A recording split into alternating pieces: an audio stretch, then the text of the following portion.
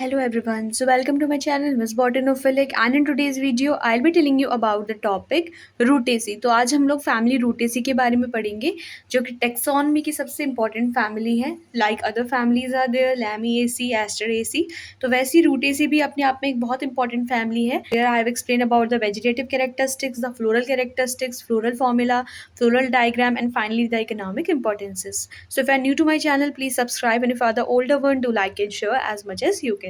तो सबसे पहले मैंने यहाँ पे इसका क्लासिफिकेशन मेंशन किया है। कहने को तो बहुत सारे क्लासिफिकेशन होते हैं टेक्सोनॉमी के अंदर, लेकिन सबसे ईजीएस्ट जो मुझे लगा वो हचिंसन का क्लासिफिकेशन है, जहाँ पे just you have to explain about जो क्लास उन्होंने ली थी, then the order and finally the family. Okay, तो जनरली यहाँ पे क्या उन्होंने यूज़ किया था, उन्होंने इसको पर्टिकुलर रूटेसी को रखा था डाइकोटियल डोनी, लिग्नोसेई और रूटेल्स के अंदर। वर्ड लिग्नोसेई हम यूज़ करते हैं बिकॉज ये जो होते हैं ये वुडी या फिर श्रबी नेचर शो करते हैं, ठीक है। They are not herbaceous in nature. और बाकी रही बात रूटेल्स के अंदर, तो इसको हम लोग क्यों रखते हैं, मैंने कुछ हाईलाइटिंग पॉइंट नीचे लिखे हैं जिसकी वजह से आपको पता चल जाएगा कि क्यों उसको उन्होंने रूटेल्स ऑर्डर के अंदर रखा था। और डाइकोटियल डोनी इसलिए बोलते हैं बिकॉज इसकी जो सीड्स होते हैं वहाँ पे 2 कोटियल डोन्स देखने को मिलते हैं।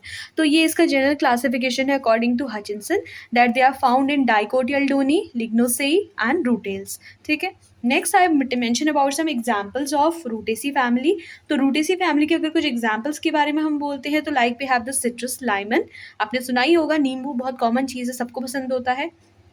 सिट्रस ऑरेंटिफोलिया, जिसको हम हिंदी में संतरा बोलते हैं और इंग्लिश में ऑरेंज बोलते हैं। एगल मार्मेलोस, जिसको बेल बोलते हैं, बहुत इंपॉर्टेंट फ्रूट है for digestion purpose as well as क्या होता है, बहुत मेडिसिनल प्रॉपर्टीज़ होती हैं इसकी भी। सिट्रस साइनेंसिस, जिसको हिंदी में हम लोग माल्टा बोलते हैं। तो ये कुछ एग्जाम्पल है। और जनरली जो विटामिन सी मिलता है वो रूटेसी फैमिली से ही मिलता है। ये पॉइंट आप हमेशा याद रखें कि रूटेसी फैमिली जो होता है वो अपने विटामिन सी के कैरेक्टरिस्टिक्स के लिए जाना जाता है, क्योंकि इसमें क्या होता है, सिट्रिक एसिड हाईली अमाउंट पे देखा जाता है, राइट। तो next what we have is hair habit. मैं इसके बाद से हैबिट मेंशन की है कि कैसे इसका प्लांट अपेयर होता है। तो जनरली इसके प्लांट तो ट्रीज के फॉर्म में होता है लाइक ऑरेंज एंड लेमन, लेकिन इसके कुछ प्लांट श्रबी भी होते हैं लाइक वी हैव द ज़ेंथोज़ाइलम, ठीक है। It's a example of Rutaceae. तो आप एग्जाम्पल में ये भी मेंशन कर सकते हो ज़ेंथोज़ाइलम। तो जो ज़ेंथोज़ाइलम होता है वो श्रबी नेचर शो करता है, और जो ऑरेंज और लेमन होते हैं वो बिल्कुल ट्रीज नेचर शो करते हैं। Now after this we have the roots. अगर मैं रूट्स के बारे में बोलूँगी तो रूट कैसे होते हैं, इसके टैप रूट सिस्टम शो करता है। और मोस्ट ऑफ द केसेस आपने सुना होगा कि जैसे नींबू की रूट्स होती हैं या ऑरेंज की रूट होती है तो उसमें फंगल इन्फेक्शन देखने को मिलता है। तो मोस्टली इसकी रूट्स क्या होती है, इसका कैरेक्टरिस्टिक फीचर है कि they are infected by the fungus. Okay, next we have the stem. अगर हम स्टेम के बारे में कहेंगे तो स्टेम कैसी होती है, बिल्कुल वुडी होती है, हर्बेशियस होती है, ठीक है, इरेक्ट होती है और थॉर्नी होती है, मतलब कांटेदार होती है इसकी स्टेम। और ग्लैंड डॉटेड होता है, मतलब कि इसकी जो स्टेम्स होती है वहाँ पे कुछ ग्लैंड्स देखने को मिलते हैं जो कि इसको कैरेक्टरिस्टिक स्मेल प्रोवाइड करवाते हैं, राइट। तो ये भी इसका एक कैरेक्टरिस्टिक फीचर है कि इसकी स्टेम की अपनी एक स्मेल होती है, ग्लैंड डॉटेड देखने को मिलते हैं। और रूट्स में क्या कैरेक्टरिस्टिक फीचर होते हैं कि they are infected by the fungus.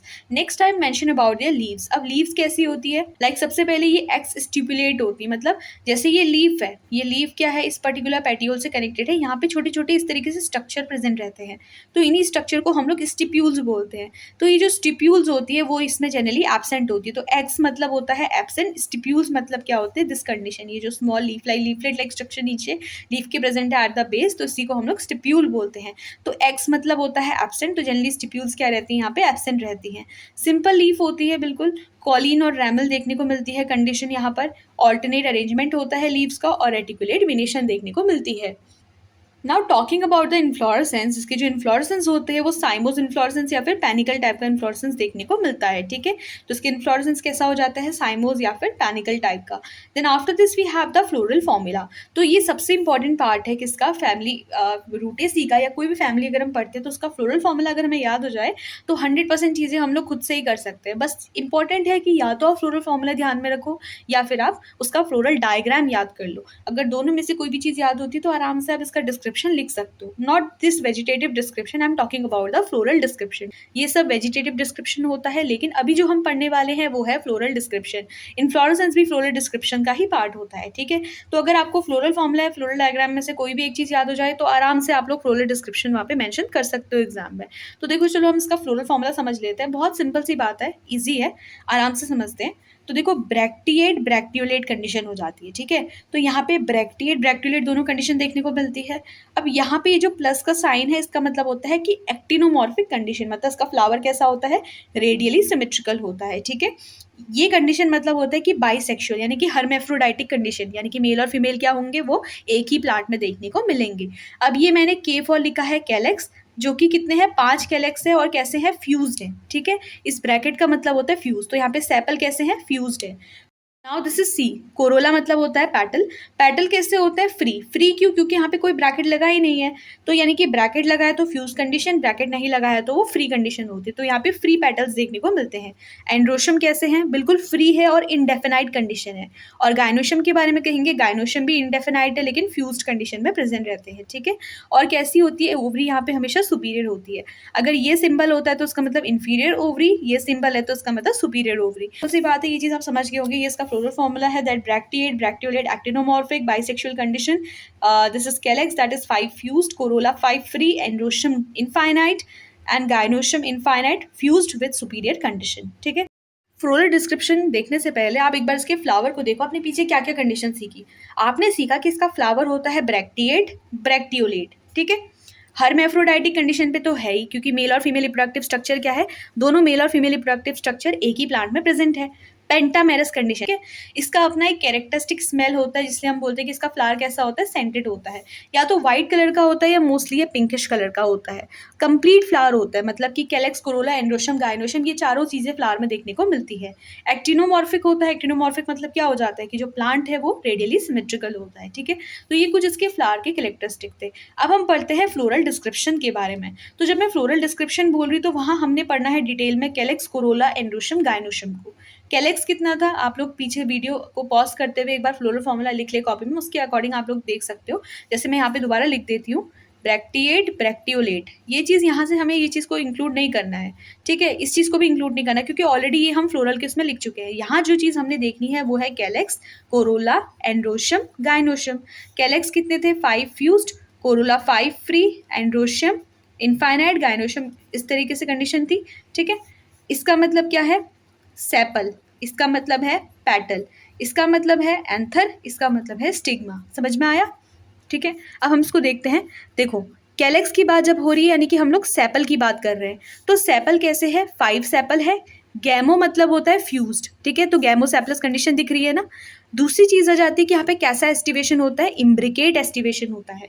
What do you mean by imbricate aestivation, आप चाहो तो मुझे कमेंट सेक्शन पे भी इस चीज़ का आंसर देके बता सकते हो, लेकिन फिर भी मैं आपको एक्सप्लेन कर देती हूँ। तो इम्ब्रिकेट एस्टिवेशन होता है, जनरली हम लोग 5 पेटल को कंसिडर करते हैं फ्लावर के अंदर। अगर इन 5 पेटल में से जो एक पेटल है वो कंप्लीटली इन है और एक पेटल कंप्लीटली आउट है, और बाकी की पेटल्स क्या कर रही है, एक दूसरे को ओवरलैप करते हुए चल रही है, ठीक है। तो इस कंडीशन को अगर आप देखोगे एक तरीके से, तो यहाँ पे क्या कंडीशन बनती है हम लोग की, एक कंडीशन पूरी तरीके से अंदर है और एक बाहर है, राइट। अब यहाँ पे एक कंडीशन देखोगे तो ये पूरी तरीके से अंदर है, ये वाली पेटल, ठीक है। अगर आप इसको बाकी के रिस्पेक्ट पे देखोगे तो ये अंदर है और ये वाली पेटल पूरी तरीके से बाहर है, लेकिन ये बाकी पेटल्स क्या कर रही है, ओवरलैप कर रही है एक दूसरे के साथ। तो यहाँ पे इम्ब्रिकेट एस्टिवेशन में क्या होता है कि एक पेटल पूरी अंदर होती है, एक पेटल पूरी बाहर होती है, और बाकी की जो 3 पेटल्स होती है वो आपस में ओवरलैप करते हुए चलती है, ठीक है। तो इसी को हम इम्ब्रिकेट एस्टिवेशन बोलते हैं। सो जनरली कैलेक्स कैसे होते हैं, 5 कैलेक्स होते हैं, फ्यूज्ड होते हैं, यानी कि गैमोसेप्लस कंडीशन शो करते हैं, और इम्ब्रिकेट एस्टिवेशन देखने को मिलता है, ठीक है। ये हमने पढ़ लिया। अब हम पढ़ते हैं कोरोला यानी कि पेटल्स के बारे में। तो पेटल्स कितनी होती है, 5 पेटल्स होती हैं, ठीक है। इतने कंडीशन क्लियर हो गई। पॉलीपेटलस कंडीशन होती है, मतलब बहुत, पॉली मतलब होता है फ्री, ठीक है। तो पॉलीपेटलस कंडीशन हो गई, और यहाँ पे भी एस्टिवेशन कैसा होता है, इम्ब्रिकेट एस्टिवेशन देखने को मिलता है। Now after this we have the androecium. अगर एंड्रोशियम के बारे में कहेंगे, so androecium is the male reproductive structure. Generally androecium कैसा है, इनडेफिनाइट है, मतलब कि इनफाइनाइट है, पता ही नहीं हमें कितने एंड्रोशियम उसके अंदर होते हैं, कितने भी मल्टीपल नंबर ऑफ एंड्रोशियम देखने को मिल सकते हैं, राइट। तो एंड्रोशियम इंडेफिनाइट होते हैं, पॉलीएंड्रस मतलब फ्री होते हैं, और डाइथीकस होते हैं। कितने थीका देखने को मिलते हैं, यहाँ पे 2 थीका देखने को मिलते हैं generally, right. Next we have the gynoecium और द फीमेल रिप्रोडक्टिव स्ट्रक्चर। तो यहाँ पे जो फीमेल रिप्रोडक्टिव स्ट्रक्चर है वो कैसा है, फ्यूज्ड है, इसलिए हम वर्ड यूज कर रहे हैं सिनकार्पस, ठीक है। दूसरी चीज क्या है, ओवरी कैसी है, यहाँ पे सुपीरियर है, याद रखना ये वर्ड, ये इसका कैरेक्टरिस्टिक फीचर है। नेक्स्ट चीज पॉलीकार्पेलरी कंडीशन, पॉलीकार्पेलरी इसलिए बोल रहे हैं बिकॉज इनफाइनाइट कंडीशन है, 5 होते तो पेंटाकार्पेलरी, 3 होते तो ट्राईकार्पेलरी, 2 होते तो हम बोलते थे बाईकार्पेलरी, ठीक है। तो जनरली पॉलीकार्पेलरी कंडीशन हो जाती है यहाँ पे। और लॉक्यूल्स के बारे में कहेंगे तो मल्टी लॉक्यूलर कंडीशन हो जाती है। Now talking about the placentation कि किस तरीके से ओव्यूल ओवरी के अंदर अरेंज होते हैं, तो यहाँ पे एक्सिल प्रेजेंटेशन देखने को मिलता है, ठीक है। तो सिंपल सी बात है कि गाइनोशियम का इसका बेसिक डिस्क्रिप्शन था कि polycarpellary syncarpous superior axile placentation with multilocular ovary, ठीक है। तो ये चीज बहुत इंपॉर्टेंट है एग्जाम में लिखना about the floral description. Now let's talk about the floral diagram. अब फ्लोरल डायग्राम को अगर हम देखते हुए चलते हैं तो मैंने इसका बहुत ईजी डिस्क्रिप्शन आप लोग के लिए यहाँ पे मेंशन किया है, अगर आपको ये समझ में आ रहा हो तो बहुत ईजी वे पे मैंने इसका फ्लोरल डायग्राम यहाँ पे एक्सप्लेन किया है। सबसे पहले हम लोग स्टार्ट करते हैं बाहर की तरफ से या अंदर, चलो हम अंदर की तरफ से शुरू करते हैं।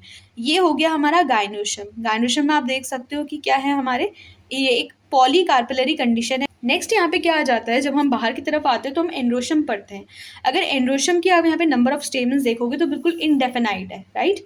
फिर हम लोग आते हैं थर्ड वूल की तरफ। वैसे तो वूल की अगर हम अरेंजमेंट बोलेंगे तो first whorl, second whorl, third whorl और third whorl this and fourth whorl इस तरीके से होता है। फर्स्ट में कैलेक्स होता है, सेकंड में कोरोला, थर्ड में एंड्रोशियम, फोर्थ में गायनोशियम होता है। तो पहला हम फोर्थ वूल पढ़ते हैं, तो फोर्थ वूल में हमने गायनोशियम की स्टडी करी। थर्ड वूल में हमने ये पढ़ा कि जो एंथर है या स्टेमन्स है वो कैसे हैं, हमारे डाइथिकस है, और दूसरी चीज़ कि वो इनडेफिनाइट नंबर में प्रेजेंट है। सेकेंड वूल में जब हम आते हैं, यानी कि पेटल्स की जब हम बात कर रहे हैं, तो पॉली पेटल्स कंडीशन आपने देखोगे सारी पेटल्स क्या है, फ्री है एक दूसरे के रिस्पेक्ट में, लेकिन एस्टिवेशन इम्ब्रिकेट शो कर रही है। कैसे, ये वाली पेटल पे ध्यान दो आप, ये पेटल पूरी तरीके से अंदर है, और ये वाली पेटल पे ध्यान दो, ये वाली पेटल क्या है, पूरी तरीके से बाहर है। लेकिन ये जो बाकी के पेटल्स है ये क्या कर रहे हैं, एक दूसरे से ओवरलैप करते हुए चल रहे हैं, ठीक है। ये ओवरलैपिंग हो रही नहीं हो रही है इसकी। तो यही चीज़ मैं आपको समझा रही थी अबाउट द इम्ब्रिकेट एस्टिवेशन। लेकिन फ़र्क इतना है कि जो पेटल्स होती है वो बिल्कुल फ्री रहती हैं। अब हम लोग चलते हैं सेपल्स की तरफ। तो सेपल्स क्या है, आपने देखा होगा ये सब आपस में फ्यूज्ड हैं। तो सेपल्स में हम लोगों ने लिखा था लाइक दिस कंडीशन, मतलब 5 सेपल्स होती है जो कि फ्यूज होती है कंडीशन में, राइट। तो क्या कंडीशन बनी यहाँ पे, अगर आप ध्यान से इसको देखते हो तो देखो, एक पूरी तरीके से अंदर है और एक पूरी तरीके से बाहर है। बाहर वाली पेटल देखो तो ये है, लेकिन और बाकी के 3 क्या कर रही है, एक दूसरे के साथ ओवरलैप करते हुए चल रही है। लेकिन ये सब आपस में क्या है, फ्यूज कंडीशन पे प्रेजेंट है, ठीक है। आई होप आपको इतना समझ में आया होगा। बाकी ये जो कंडीशन है ये आपको समझ में आ रहा होगा कि ये कंडीशन होती है ब्रैक्टिएट के लिए, ये आते हैं ब्रैक्टियोलेट के लिए, और ये होती है मदर एक्सिस एक्टिनोमॉर्फिक। अगर यहाँ जाइगोमॉर्फिक कंडीशन होती तो यहाँ हम ये वाला सिंबल यूज करते, लेकिन इधर एक्टिनोमॉर्फिक कंडीशन है तो इसलिए हम ये प्लस वाला साइन, क्रॉस का साइन यूज करते हैं, राइट। तो ये इसका जनरल फ्लोरल डायग्राम है। ये gynoecium, androecium, this is corolla and this is the calyx part, this is bracteate, bracteolate and this is the mother axis, okay. यहाँ पे इसके कुछ इकोनॉमिक इंपॉर्टेंसेस है, एडवांटेजेस हैं। वैसे तो बहुत लेंदी बन जाता है ये पर्टिकुलर टॉपिक, लेकिन मैंने जस्ट एक छोटे से फॉर्म में आप लोगों के लिए इसको कंक्लूड किया है। सबसे पहले फ्रूट्स के फॉर्म में, किसको नहीं पसंद होता है रूटेसी फैमिली के फ्रूट, हर किसी को पसंद होता है रूटेसी, स्पेशली जो विंटर सीजन होता है वहाँ पे इनको ज़्यादातर कंज्यूम किया जाता है। तो लेमन हो गया, ग्रेप फ्रूट हो गया, ऑरेंज हो जाता है, तो ये सब एग्जाम्पल है किसके, रूटेसी फैमिली के। तो पहला इकोनॉमिक इंपॉर्टेंस की इसको हम लोग वेजिटेबल के फॉर्म में यूज़ करते हैं। सेकेंड इकोनॉमिक इंपॉर्टेंस क्या होता है, सेंट्स के फॉर्म में यूज़ करते हैं, सेंट प्रिपरेशन के फॉर्म में, क्योंकि इनकी अपनी कैरेक्टरिस्टिक स्मेल होती है, राइट। थर्ड, हम इनको एंटीऑक्सीडेंट्स की तरह यूज़ करते हैं, साथ ही साथ इसमें कुछ एंटी फंगल प्रॉपर्टीज़ भी देखने को मिलती है। Fourth point is that they are use to cure the digestion problem, digestive जो प्रॉब्लम्स होती है उनको क्योर करने के लिए जनरली हमको सजेस्ट किया जाता है कि नींबू का पानी पियो, ये पियो, वो पियो, ठीक है। तो जनरली क्या हो जाता है कि ये डाइजेशन प्रॉब्लम्स को क्योर करते हैं। नेक्स्ट वी हैव कि इंसेक्ट रेपेलेंट प्रॉपर्टीज देखने को मिलती है। जो इंसेक्ट रेपेलेंट क्रीम्स होती है मोस्टली उसमें क्या होता है, रूटेसी फैमिली के मेंबर्स को यूज किया जाता है। इसके अलावा इसकी कुछ और भी इकोनॉमिक इंपॉर्टेंस है जो मैं ऑलरेडी आपको बता चुकी हूँ। मैंने यहाँ पे इसलिए इंक्लूड की क्योंकि मैंने इनिशियली आपको बता दी थी कि ये विटामिन सी के बहुत इंपॉर्टेंट सोर्स होते हैं। तो जो स्कर्वी नाम की डिजीज होती है उसको क्योर करने के लिए हम लोग विटामिन सी के मेंबर्स को यूज करते हैं, राइट। तो विटामिन सी में ये हाईली रिच होता है, किसमें, विटामिन सी में। तो इस चीज को भी आप इंक्लूड कर सकते हो कि they are highly rich in vitamin C, okay. Next चीज क्या होता है कि इसको हम एज अ कॉन्डिमेंट यूज कर सकते हैं। व्हाट इज कंडिमेंट, आपने सुना होगा स्पाइसेस एंड कंडिमेंट दो चीजें होती है। कंडिमेंट कहने का मतलब है कि जस्ट फॉर सीजनिंग हम यूज करते हैं, ठीक है। हमने कुछ अच्छी चीज बना दी, हमें कुछ चटपटा खाने का मन करे तो हम उसमें नींबू यूज कर लेते हैं। तो वही चीज है कि इसको एज अ कंडिमेंट हम लोग यूज कर सकते हैं, ओके। तो ये कुछ इसके इकोनॉमिक इंपॉर्टेंस अगर आपका एग्जाम में रूटेसी फैमिली आता है तो आपने उसको कैसे एक्सप्लेन करना है। सबसे पहले अपने किसी भी फेवरेट, जो भी आपका फेवरेट सा क्लासिफिकेशन है किसी भी साइंटिस्ट का, उसके अकॉर्डिंग आप उसको क्लासीफाई करो। मेरा हचिंसन था, मुझे सबसे ईजी लगता है तो मैंने हचिंसन के अकॉर्डिंग आपको बताया, दैट डाइकोटिलेडोने, लिग्नोसेई एंड रूटेल्स। फिर कुछ एग्जाम्पल एक्सप्लेन करो, हैबिट के बारे में बताओ, फिर उसके बताओ वेजिटेटिव कैरेक्टरिस्टिक जिसके अंदर आता है रूट, स्टेम्स और leave. Then let's talk about the inflorescence. फिर उसके बाद से आप फ्लोरल कैरेक्टरिस्टिक्स पे आ जाओ। फ्लोरल कैरेक्टरिस्टिक्स में आपको फ्लावर को एक्सप्लेन करना है, ठीक है। फ्लावर को एक्सप्लेन करने से पहले आप चाहें तो उससे पहले फ्लोरल फॉर्मूला लिख सकते हैं, या फिर उसके बाद भी फ्लोरल फॉर्मूला वहाँ पे मेंशन कर सकते हैं, ठीक है। एक बार आपने फ्लोरल फॉर्मूला रिमेंबर कर लिया तो उसके बाद से क्या होता है, आप आराम से वहाँ पे फ्लोरल कैरेक्टरिस्टिक्स को मेंशन कर सकते हैं, that is calyx, corolla, androecium and gynoecium. And finally what you have to do is you have to make the floral diagram, okay. And at the end you can mention some economic importance of the family. So these are the only notes under the topic the Rutaceae family. अगर आप चाहते हैं कि मैं और भी families में video बनाऊँ तो आप लोग मुझे कमेंट सेक्शन पे जरूर बताना। So if the video is helpful, then please like, share and subscribe. Thank you.